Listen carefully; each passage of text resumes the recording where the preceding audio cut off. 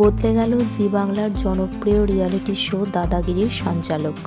সৌরভ গাঙ্গুলির পরিবর্তে এবার এই রিয়েলিটি শো এর সঞ্চালনা করবেন বাংলার সুপারস্টার দেব। কিন্তু কেন এমনটা ঘটল, চলুন জেনে নেওয়া যাক আসল সত্য। সম্প্রতি শোনা যাচ্ছে স্টার জলসায় আসতে চলেছে বিগ বসের বাংলা ভার্সন, অর্থাৎ বিগ বস বাংলা। আর ওই রিয়েলিটি শো এর সঞ্চালনা করতে চলেছেন জনপ্রিয় বাঙালি ক্রিকেটার সৌরভ গাঙ্গুলি, যিনি আগে জি বাংলার দাদাগিরির সঞ্চালনা করতেন। কিন্তু এবার তিনি চ্যানেল পরিবর্তন করে চলে এলেন স্টার জলসায়। আর এই জন্যই তাকে ছাড়তে হলো জি বাংলার রিয়েলিটি শো অর্থাৎ দাদাগিরি। আর সৌরভ গাঙ্গুলি এই শোটি ছেড়ে দেওয়ার পরই তো আর শোটিকে বন্ধ করে দেওয়া যায় না, কারণ এই রিয়েলিটি শোটি বেশ জনপ্রিয় এবং দর্শকদের কাছে খুবই প্রিয়।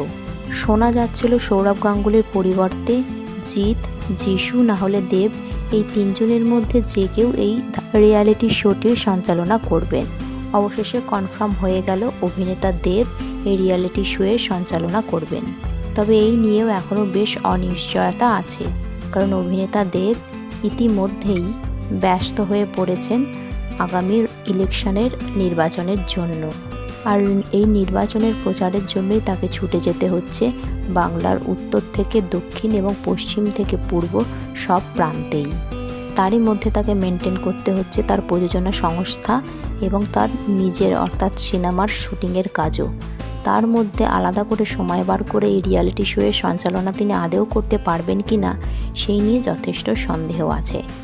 সো বন্ধুরা, আপনাদের কি মনে হয় এই রিয়েলিটি শো এর সঞ্চালনা কি আদৌ দেব করতে পারবে? নিচে কমেন্ট সেকশানে আপনাদের মতামত জানাতে পারেন।